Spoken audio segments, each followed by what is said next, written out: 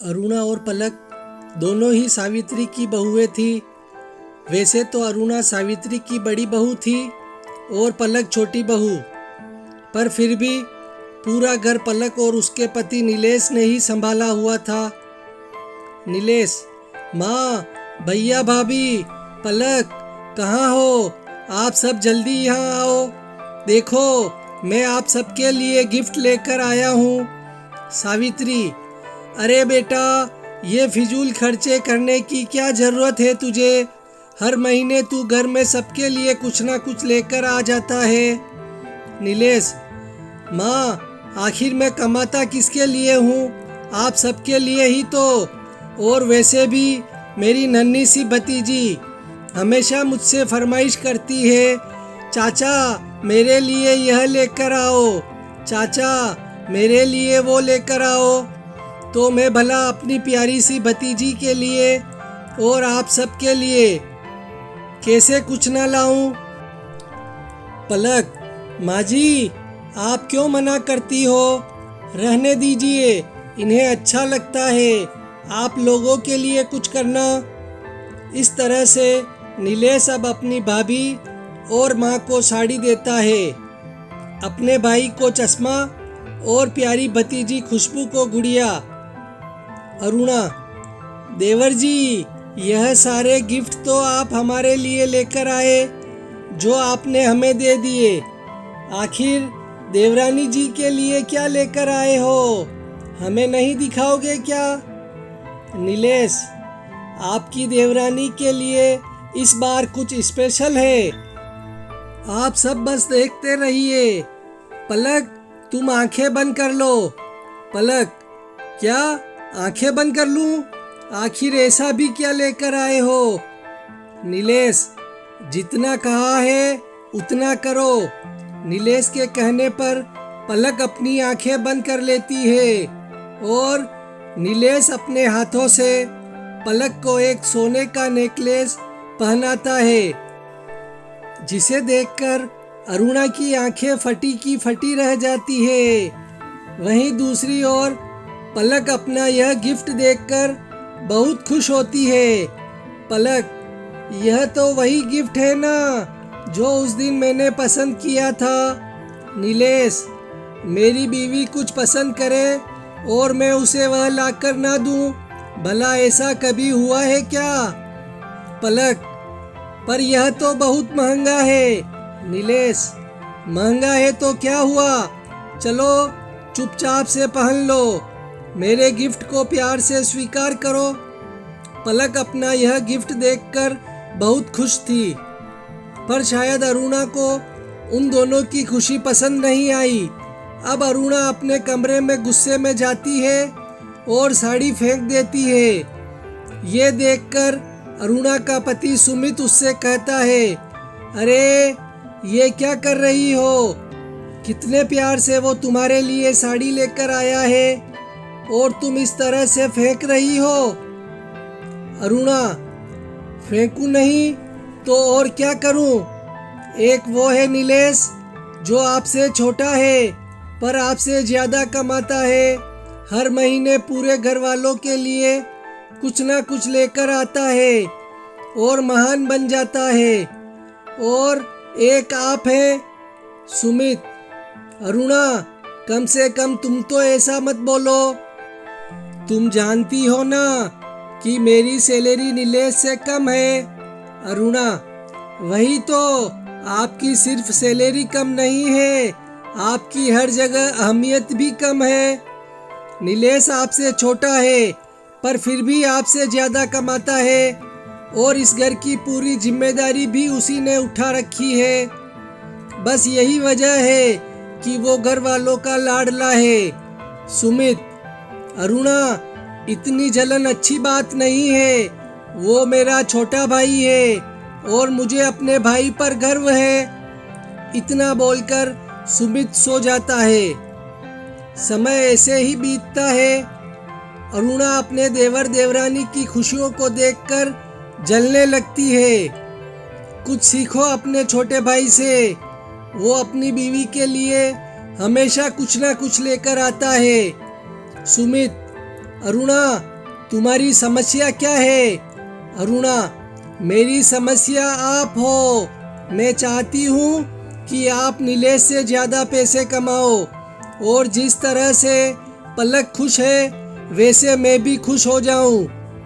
आप मेरे और मेरी बेटी के लिए महंगे महंगे तोहफे लेकर आओ। इस घर की जिम्मेदारी आप संभालो, ताकि माँ जी आपकी वाहवाही करे, ना कि नीलेश की। अरुणा की बातों से सुमित परेशान हो जाता है और गुस्से में वहाँ से चला जाता है। ऐसे ही कुछ दिन बीतते हैं और एक दिन नीलेश खुशबू के लिए कुछ खिलौने लेकर आता है। खुशबू, देखो चाचा तुम्हारे लिए कितने सारे खिलौने लेकर आए हैं। तुम पापा से जिद कर रही थी ना, देखो चाचा तुम्हारे लिए लेकर आ गए। खुशबू, धन्यवाद चाचा, आप बहुत अच्छे हो। अरुणा यह सब कुछ देख लेती है और उसे बहुत गुस्सा आता है। वह अपने गुस्से को रोक नहीं पाती और नीलेश का लाया खिलौना उसी के सामने फेंक देती है। नीलेश, भाभी, आपने ये क्या किया? आपने खिलौना फेंक क्यों दिया? अरुणा, तुम्हारे भैया ला देंगे, और वैसे भी खुशबू ने अपने पापा से खिलौने मांगे थे, ना कि तुमसे। नीलेश, भाभी, क्या फर्क पड़ता है? भाई खिलौना ला कर दे या मैं खिलौना ला कर दूं खुशबू को? अरुणा, फर्क पड़ता है, और मैं नहीं चाहती कि मेरी बेटी के हीरो तुम बनो, और ज़्यादा महान बनने की ज़रूरत नहीं है। भले ही हम तुमसे गरीब हैं, पर तुम्हारे सामने कभी भी झुकेंगे नहीं। इतना बोलकर अरुणा खुशबू को अपने साथ कमरे में ले जाती है। यह सब देखकर नीलेश को बहुत बुरा लगता है।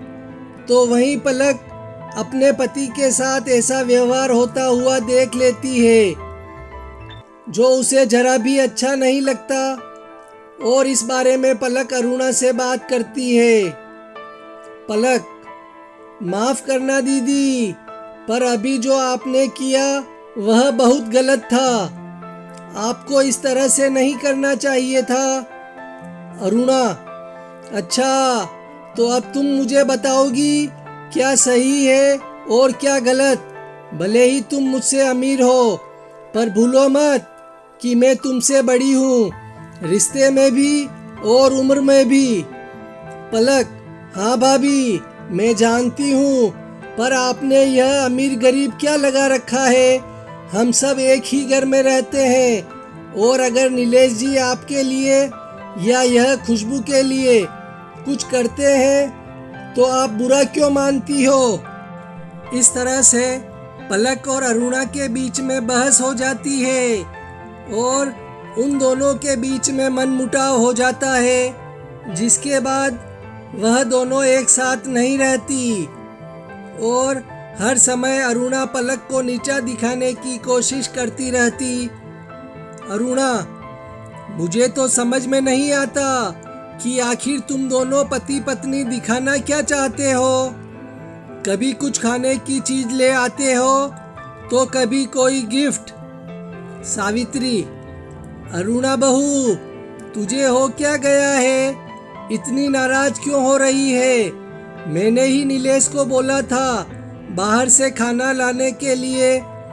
अरुणा, वही तो माँ जी, आपको जो भी कुछ चाहिए होता है आप अपने छोटे बेटे को बोलती हो, क्योंकि आपका बड़ा बेटा गरीब है ना, वो ज्यादा कमाता नहीं।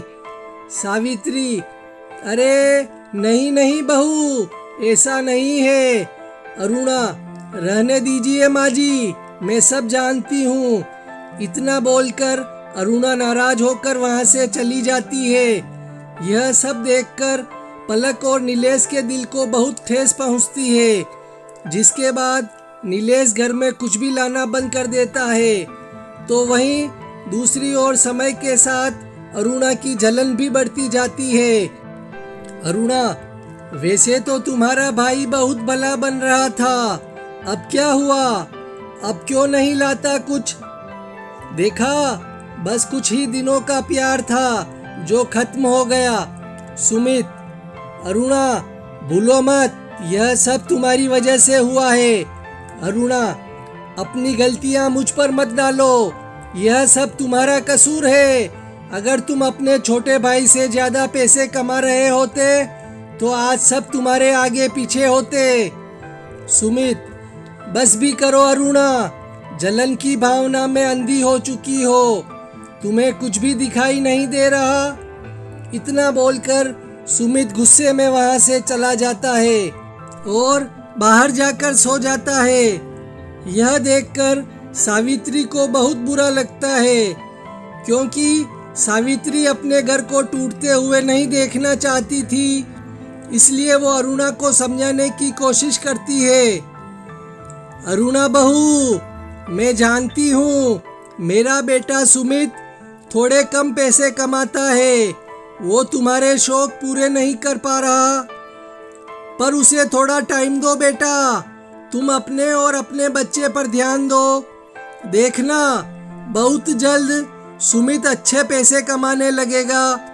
अरुणा, माँ जी, यह सब तो बस कहने की बात है, और अकेली मैं अपने बच्चे पर कितना ध्यान दूं, जब मेरे पति को ही हमारी चिंता नहीं है। सावित्री बहू, एक बार ठंडे दिमाग से सोच।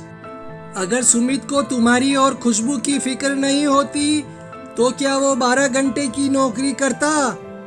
बेचारा सुबह 7 बजे जाता है और रात के 10 बजे घर आता है। अरुणा, ऐसी नौकरी ही क्यों करनी जहाँ फायदा ना हो। सावित्री बहू, हर चीज में फायदा नहीं देखा जाता। नीलेश भी पहले पूरी रात काम करता था, फिर उसका पद बढ़ गया और तनख्वाह भी। देख, आज उसकी किस्मत कैसे चमक गई है।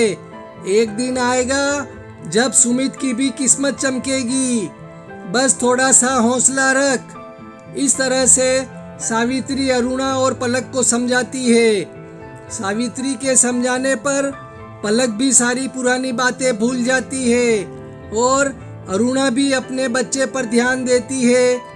समय यूं ही बीतता है और बहुत जल्द सुमित का प्रमोशन हो जाता है, जिसके बाद अरुणा अपने देवर और देवरानी से जलना बंद कर देती है और एक बार फिर से सावित्री के दोनों बहू बेटे एक साथ मिलकर रहने लगते हैं।